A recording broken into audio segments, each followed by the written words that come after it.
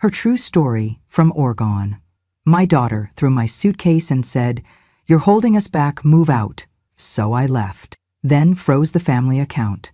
She wanted freedom?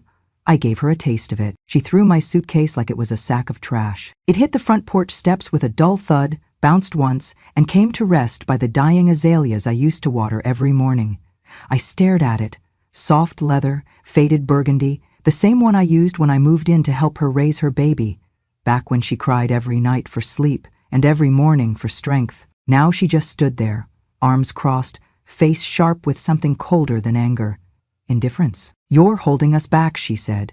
"Me, Kyle, the kids, all of us. You've made this house your prison, and we're done being your inmates." I blinked. No tears came. I was far past that. She wasn't done. "You have 3 days to leave. I've already talked to a locksmith." I looked down at the suitcase. One of the zippers was broken. She hadn't even bothered to close it fully. A corner of my folded sweater hung out like a tongue. I bent over slowly and picked it up. The handle creaked. My hands didn't shake, but hers had when she first asked me to move in. Back when Kyle was colicky, and she hadn't had a real paycheck in months. 3 days, I said quietly, standing upright. Her tone was clipped. "Don't make this harder than it is." "Harder for who?" "For all of us," she snapped. But the edge in her voice wasn't conviction. It was fear, of not having the last word, of being questioned, of losing control. I didn't argue. I didn't cry. I just walked past her down the steps, suitcase thudding behind me, each roll of the wheels a little quieter than the last. She didn't call after me. I stopped by the curb, pulled out my phone, dialed one number. Alvin answered on the second ring. "Elaine?" "Yes. I need to remove my name from the mortgage co-signature. She's asked me to leave." A pause. Then his voice again, steady, tired. "Are you sure? I'm not staying in a house where I'm not welcome. I just need you to start the paperwork." "Today?" "Understood. I'll begin the withdrawal process. But once you do this, she'll have 30 days to refinance or the loan goes into default." She wanted freedom, I said. I'm just giving her a taste of it. The motel I found was small, off the highway, with floral curtains and a buzzing light in the bathroom that blinked like an old warning. I laid the suitcase on the bed, unzipped it, and shook my head at the way she'd stuffed everything. No care, no thought. She had folded me out of her life like I was a cluttered napkin on her perfect white table. I made tea in the microwave, too hot. The mug cracked a little as I poured it. She always hated my tea. "It smells like roots," she used to say. Funny, she never minded the roots when I was paying for diapers or cooking meals at 3 a.m. I opened my old notebook, soft cover, lined pages, still filled with Daniel's scribbles from kindergarten, and started to write, not to her, to myself, to remember. Day 1. Banished. Not shocked, just finally acknowledged. She wants the house. She wants her version of peace. But the house doesn't belong to her. Not fully, not legally, not morally, because the truth was, she'd never been approved for that mortgage alone. At 20, she had wrecked her credit with that accident. The kind they hush up in small towns. The kind where names don't make it into the paper if you know how to ask nicely and pay quietly. I had co-signed everything. I had walked into the bank with trembling hands, lying through my teeth, saying she was responsible, just had a rough patch. No one needed to know about the bleeding passenger, the settlement, the weekly therapy bills she had ignored. I'd made it all disappear, and now she was disappearing me. On the second day, I got a text from her. One sentence: "Don't forget to take your tea kettle and that dusty old mirror." The mirror her grandmother had given me, the one I offered to hang in her hallway. She had rolled her eyes then. "It's too antique. Doesn't go with the aesthetic." I stared at her text, deleted it. I made a second call. "Alvin, confirm you've started the paperwork?" "Yes. And the bank will issue formal notification to her in 3-5 business days. Without a guarantor, she'll need to refinance immediately. But given her credit history, she won't be able to," I finished. He hesitated. "Elaine, are you sure this is what you want?" I watched the wind push a leaf across the motel parking lot. She wants to feel free. I'm letting her. Just without my name holding the foundation together. That night I dreamed of the crash. Not the real one, the one I'd imagined, again and again. Where I didn't answer the phone at 2 a.m. Where I let the police handle it. where I didn't cover the lawyer's fees, didn't beg the other mother not to press charges. In that dream, she went to jail. A mugshot, a record, no license, no mortgage. But that's not what happened. What happened was, I showed up, I fixed it, I erased it. I became the invisible scaffolding of her second chance. Now, she wanted a life where I didn't exist, though I disappeared. On paper first, and the rest would follow. On the third day, I packed the kettle, the mirror, my notebook. Then I sat on the motel balcony and waited, not for her to call, not for regret. I waited for the silence to settle into clarity. She didn't need me to explain what was coming. The bank would do that for me. She was 20 when it happened. 20, with a brand new license and a second-hand Honda Civic that still smelled like fast food and cheap cologne. She'd been at a party that night. Nothing wild, just loud music and stronger drinks than she admitted to me later. She swore she was fine to drive, everyone else was more wasted. She was the responsible one, the mom friend. That's what she told the cops. But the tire marks on the road told another story.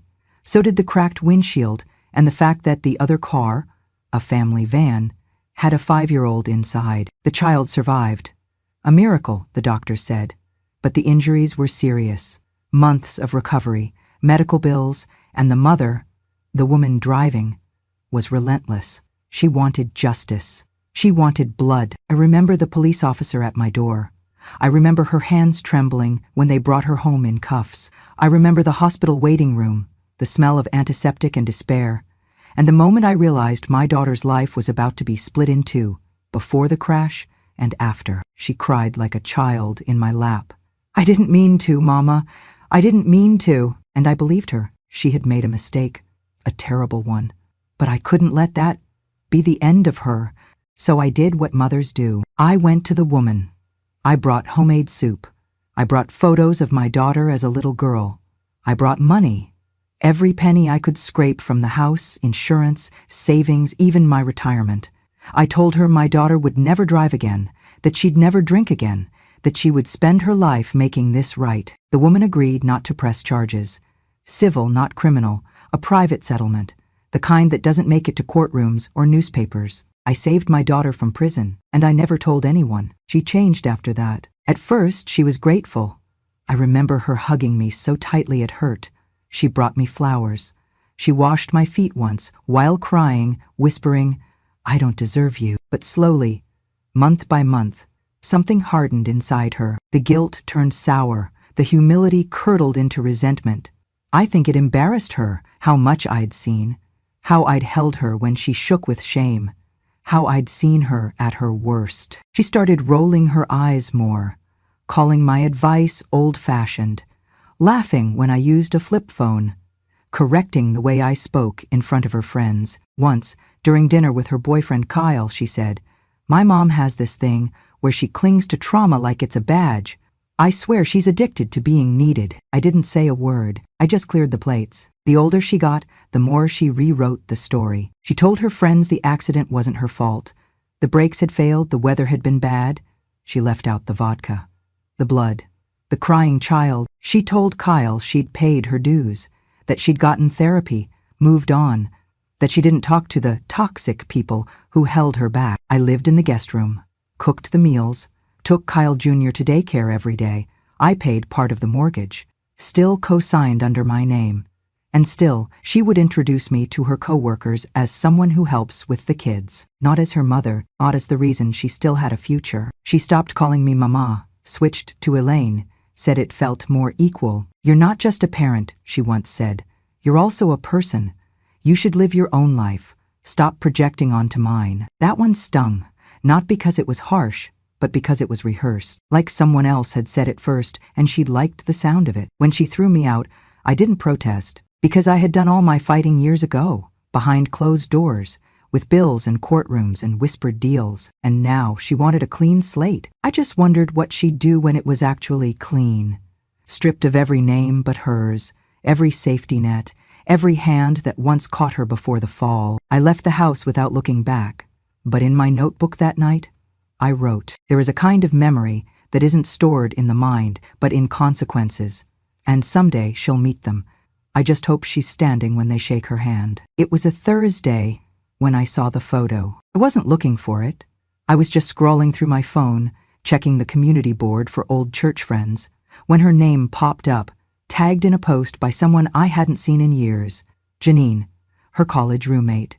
She used to sleep on my couch during breaks and eat my banana bread like it was heaven's own recipe. Now she was smiling wide, arm in arm with my daughter, holding a champagne flute in one hand and throwing up a peace sign with the other. The caption read, "To fresh starts and finally cutting the cord. Proud of you, Em. No more dead weight." I stared at it for a long time. The photo had over 200 likes. I clicked through. There were more pictures. Streamers in gold and white, a cake that said, "New Chapter," and a banner across the back wall that read, in glittery script, "Out with the old." Someone had commented, "Wait, is this the mom you used to talk about, the living guilt trip lady?" And underneath, another reply, "She finally kicked the parasite out. Took long enough." There was one that stopped me cold. A close-up of a wine glass, next to a handmade sign with a quote written in fancy calligraphy, "Don't inherit trauma. Burn it." E. My daughter. Her initials. She had made a quote of herself. I sat with the phone in my lap and the air in my lungs going thick and still. It wasn't the cruelty that stung. It was the ease. How easily they laughed. How easily they twisted love into burden, memory into manipulation, me into a cautionary tale. I thought of Kyle Jr., asleep upstairs, in the room I used to rock him in. Did they tell him Grandma left? Did they say I chose to? Or did they not mention me at all? I put the phone down and poured myself a glass of water. Hands steady, breath quiet. Then I picked the phone up again and called my lawyer. "Michael," I said calmly, "I need to move forward with full withdrawal of my name from the mortgage on 1346 Weller Street. Effective immediately." He hesitated. "Elaine? I thought we agreed you'd give her 30 days to prepare." "She's already celebrated. I think she's ready." Silence. "Then, I'll begin drafting the paperwork. She'll receive notice within the week." "Thank you," I said. Then I hung up and sat very still, watching the light fade from the small motel window, like someone dimming a stage. The show was over. Now came the cost. The next day, someone texted me a screenshot. It was from another guest at the party, one I barely remembered. Her post read, "Some people are like mold. They thrive in the dark corners of your life until you shine a light on them, and then they scatter." And the comment beneath it, "You mean her mom, right? Heard she was living off them for years." I didn't reply. I didn't defend myself. What would I say? That I paid the down payment on that house? That I co-signed because my daughter's credit was in the gutter from an accident no one was allowed to mention? Said that I cleaned their kitchen, paid for the electricity bill 3 times last winter, and walked Kyle Jr. to school every morning because she couldn't function without yoga first? They wouldn't believe it. Or worse, maybe they would and just wouldn't care. Because freedom stories always need a villain. And I was convenient. I walked to the mailbox outside the motel and dropped in a letter addressed to the mortgage lender, then another to the homeowners association, removing my name from emergency contact and shared liability. One last to my daughter. No threats, no guilt. "You have everything you asked for now. I wish you peace and clarity in your new beginning. I am no longer attached to this house, legally, emotionally, or financially. Love." No signature, no phone number, just that. That evening I made myself soup, the kind she always called old lady broth, just bone, ginger, and greens. I ate slowly, the way I used to feed her when she was sick, spoon by spoon, soft and warm. Then I lit a candle, not for her, but for the part of me that had finally stopped explaining. I didn't need an apology. I didn't want revenge, but I did want her to see what freedom really tasted like. Without a safety net. Without scaffolding. Without me. The envelope came on a Monday. Manila, thick, official. My name typed neatly next to hers. One above, one below. I didn't open it right away. I made tea first. Sat by the window. Let the light hit the envelope like it might melt through the layers and burn the contents before I did. But paper doesn't burn that easily, especially not old paper. I opened it. Inside, copies of the original mortgage agreement, co-signed in my name. My signature on page 3, her messy one on page 4. The amendments, the loan renewal, my guarantee. I flipped through each page like flipping through an old journal I didn't remember writing. Then I called Michael, my lawyer. "She's not going to be able to refinance, is she?" I asked. "No," he said without pause. Not unless something dramatic has changed in her credit history since last year, which I doubt. She's missed payments? A few. Nothing catastrophic, but enough to trigger red flags. And she defaulted on a small business loan 3 years ago. Remember the cafe she tried to open? He remembered. Mostly the unpaid bills and the employees who called crying when their checks bounced. I covered the final rent, I said softly. I know. I sat with that a moment. Let the silence take shape. She'll have 30 days, I asked. 30 from notice. After that, if the loan isn't refinanced, the bank can begin foreclosure proceedings. And she has no idea. I imagine not, he said carefully. Until that letter shows up. I looked at the open window, the way the wind touched the curtain, just enough to make it move. She had a party, Michael. A party to celebrate kicking me out. I saw, he said. Facebook. Brutal. She's happy, I said. She thinks she's free. Michael didn't speak for a moment. Then, in that careful voice lawyers use when they've known you too long, he asked, Elaine, are you absolutely sure you want to go through with this? I didn't answer right away. I walked to the dresser, opened the bottom drawer, and pulled out a photo. Her, at 16, with braces and chipped nail polish, holding a school award. Me behind her, hands on her shoulders. She had no idea what I'd already paid for even then. She told people I was a parasite, I said quietly. Michael let out a slow breath. I'm sorry. I don't want to destroy her, Michael, I said. I just want her to understand what I was holding up. There was a long pause. I'll finalize the paperwork, he said gently. Good, I said, then added, as I hung up. She wanted the storm to stop. She forgot I was the one holding the umbrella. It was a plain white envelope, no different than any other, but the seal bore the bank's insignia, and that alone made it heavier than anything I'd carried in years. I wasn't the one to receive it, she was. I only got the message hours later, in the form of a missed call and 5 frantic voicemails. I didn't answer any of them, not right away. I waited until the 6th call, when her voice wasn't shouting anymore, just cracked and desperate. Mom, please. They said it's in default, that you pulled your name from the mortgage, and now the bank is moving to seize it. I didn't think. Just call me back, okay? Please? I listened to it 3 times. Then I picked up the phone and dialed back. She answered on the first ring. What did you do? She spat, raw panic leaking from every syllable. I didn't raise my voice. I didn't apologize. I did what you asked, I said calmly. I removed myself from your life. This isn't funny, Mom. I'm not laughing. You're punishing me? Just because I asked you to move out? No, I said.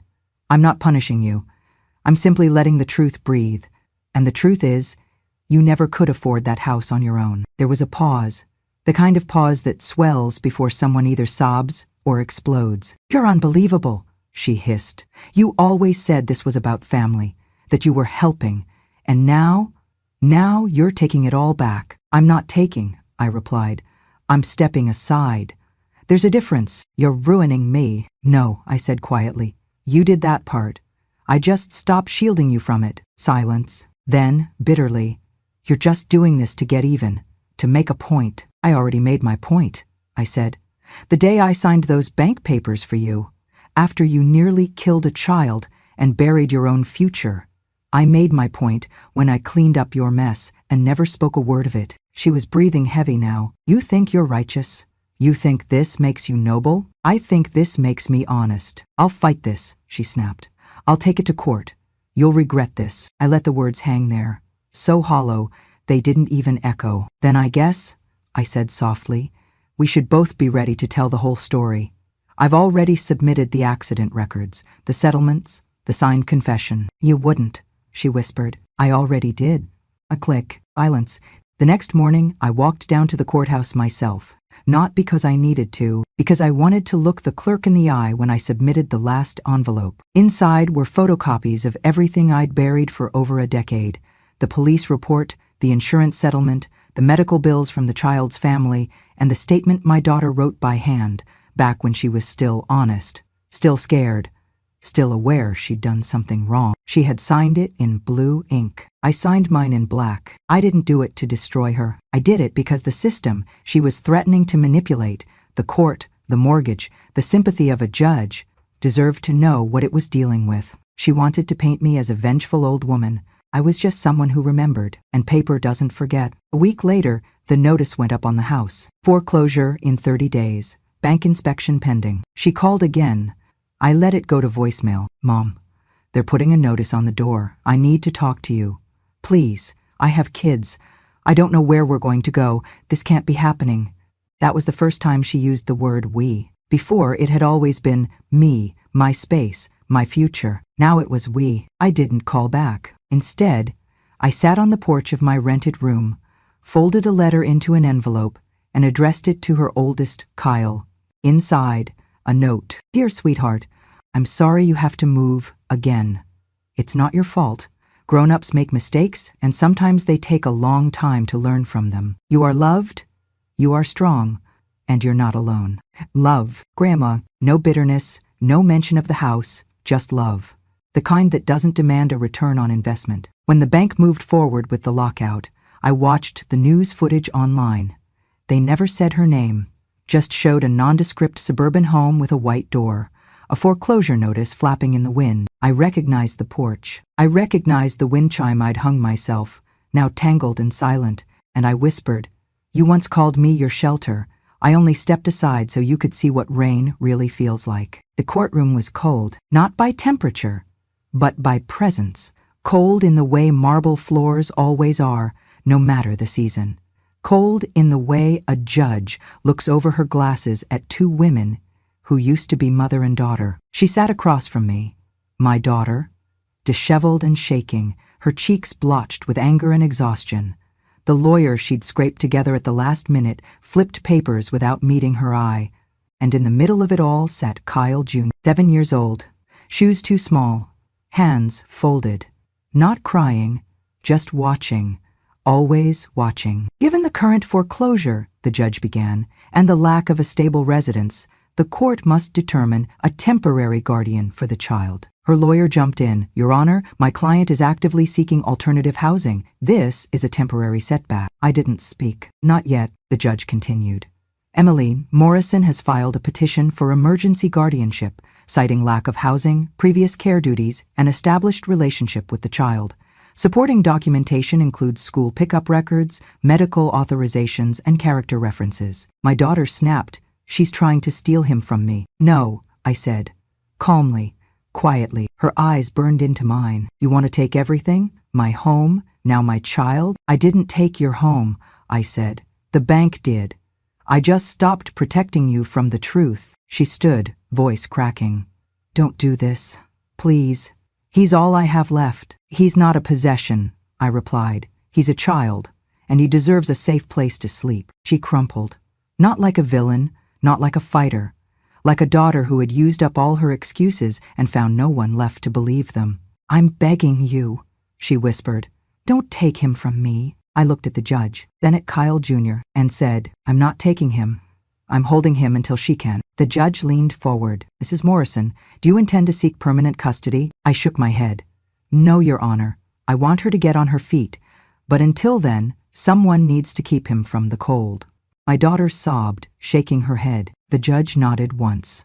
"Emergency guardianship is granted to Ms. Morrison for a period of 90 days, with review every 30 days, visitation to be supervised until housing is secured." The gavel fell. Just like that, I became what I already was, the safe place. In the hallway after the ruling, she sat slumped on a bench. I approached slowly.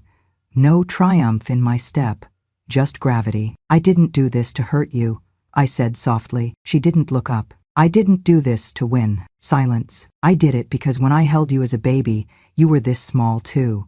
And someone had to fight for you when you couldn't." Still no reply. I crouched down, leveled my voice. "I'm not your enemy, but I won't let your child become your excuse." Her shoulders shook. Whether it was with grief or shame, I couldn't tell. I stood and walked away. Behind me, I heard her whisper, "Will he hate me?" I turned back. "No," I said, "but he will remember who held his hand when the storm came." It began with a blog post, not from a reporter, not from a tabloid, from a woman I barely remembered. Her name was Laurel, I think, who had been the aunt of the little boy injured in the crash all those years ago. She posted it on her personal blog.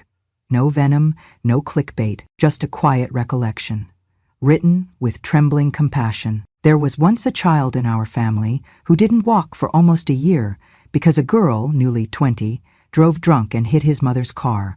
The girl cried in court. Her mother paid everything off, covered it all up. We stayed silent, for the boy's sake. But now, I see that girl on Instagram, celebrating her freedom from the very woman who saved her. And I can't be silent anymore. Within hours, it spread like brushfire. Screenshots, threads, retweets, hashtags. People started digging. The foreclosure was public record.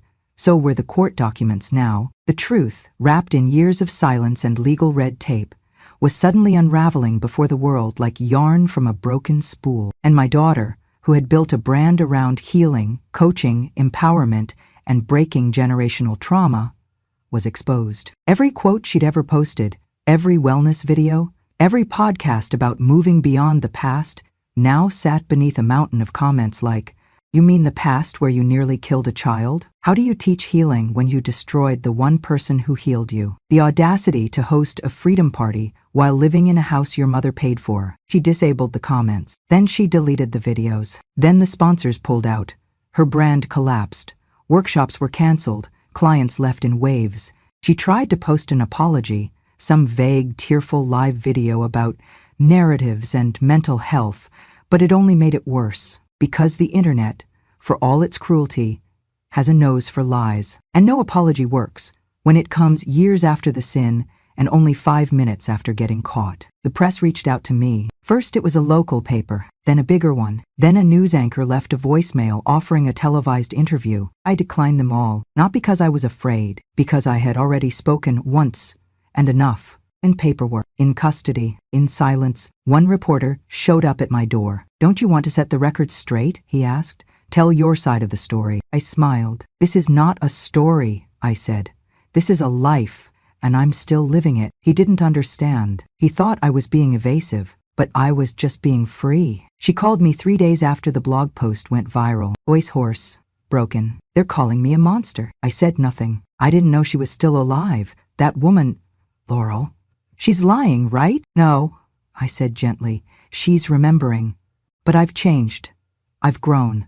That was years ago. And so was your gratitude." She sniffled. "I was going to tell the truth one day. You had 100 chances." "What do I do now?" she whispered. I paused. Then I said, "You let this storm pass through you. You sit in the mess, and you finally see it." She was silent for a long time. "Then do you hate me?" I closed my eyes. "No," I said. "But I can't protect you from this. I already saved you from one accident. This one? This is yours to survive."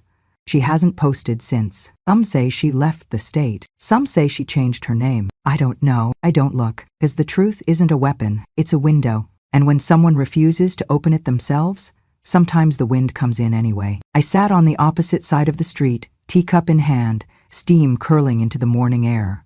The cup was chipped on one side, a faded tulip, soft green handle, but it still held warmth, still held weight. The house stood across from me, its windows boarded, a red and white sign staked into the lawn. Temporary auction, final notice. The grass had grown wild, untamed, like it had stopped pretending to be part of a home and started becoming part of the land again. The porch, paint peeled like old skin. The wind chime I once hung above the front step, little blue ceramic bells, lay tangled and silent, clinking now only when the breeze pitied it. Beside me, Kyle Jr. knelt on the pavement, chalk in hand, tongue sticking slightly out of his mouth as he scribbled bright shapes across the concrete. Stars, suns, a crooked little house with smoke curling from a heart-shaped chimney. He didn't know today was the auction. He didn't need to. To him, it was just another sunny morning, another cup of tea with Grandma, another sidewalk becoming a canvas, another stretch of ordinary, soft, and safe. I sipped slowly, letting the warmth settle deep in my chest, letting it touch the places where cold used to live. Quiet, lingering cold that no furnace can reach. The kind left behind when someone you love rewrites you in their story as the villain. But villains don't carry broken cups. Villains don't make tea before dawn for 7-year-olds who still talk in their sleep. No one clapped that morning. No reporters showed. No neighbors peeked out their windows in awe. No one pulled over to ask for my version of events or handed me a medal or even said you were right. There was no parade for the woman who stayed silent while the world misunderstood her. And that was fine, because today wasn't about revenge. It wasn't about victory. It was about return, about placing truth back where it belonged, not in headlines, not in hashtags, but in the quiet space where a child draws with chalk and a woman lets go of pain, in the stillness between the past and the future, where dignity lives. A man in a navy suit arrived at the house, clipboard under arm.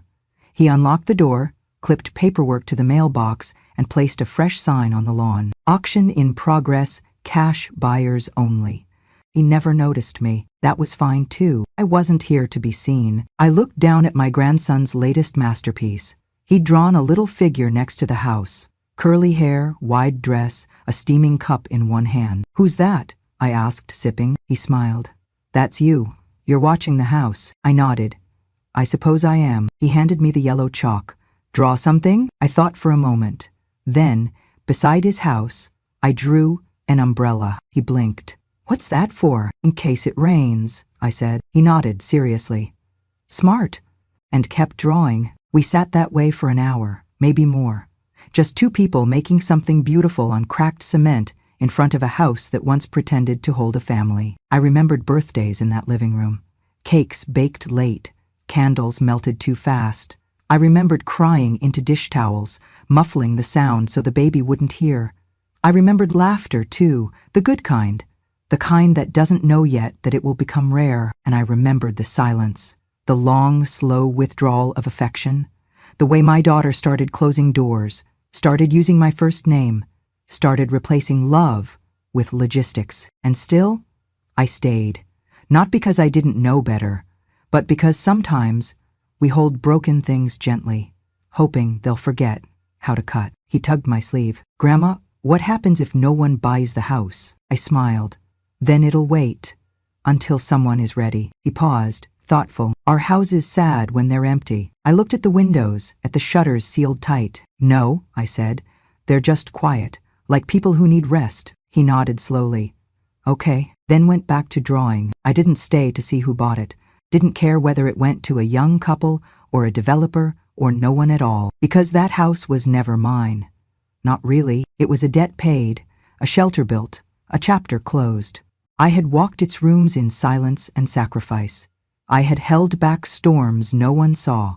I had stitched over cracks with my own name, but I didn't belong to it, and it didn't belong to me. I once held back a storm for my daughter. Today, I simply let it rain. Not because I wanted her to drown, but because sometimes the only way to learn to swim is to be left standing in the water alone. I set the teacup beside the chalk drawings, stood slowly, brushed off my skirt. "Come on, sweetheart," I said. "Time to go." He looked up. "Can we come back?" "Maybe," I said, "but this story's done now." And he nodded, because somehow, at 7, he already understood what endings felt like. We walked away, hand in hand, past the auction sign, past the curb, past the old wind chime that finally sang again, just once, as the wind picked up. If you've ever been pushed out of your own life, if someone once looked you in the eye and said, "You're holding us back," like your years of love were something shameful, if you've been labeled a burden in the very home you helped build, if your silence was mistaken for weakness, your patience for irrelevance, and your age for expiration, then let me tell you something that no one else will. Truth doesn't shout. It survives. It weathers every storm of denial, every insult dressed as modern thinking, every dismissal spoken through clenched jaws and closed doors. Truth lives quietly, inside the woman who remembers the names of everyone she's ever forgiven. Inside the grandmother who once rocked a child to sleep, while someone else took the credit for keeping the lights on. Inside the quiet one in the room who watched, listened, and never forgot. This is Grandma True Stories, a place for the voices the world tried to outgrow, not to cry for pity, not to scream for vengeance, but to speak, finally, with clarity. Here, we tell the truth others were too loud to hear, the truths about betrayal, carried for decades without witness, the truths about sacrifice, what was given, what was taken, and what was never returned, the truths about dignity, silence, and survival, the truths we never wrote down because we were too busy cleaning the table everyone else ate from. If you're here, it means you're ready. ready to listen to the stories that don't make the news. Stories whispered in the kitchen after the kids go to bed. Stories remembered on porches, in rocking chairs, with hands that tremble but voices that do not.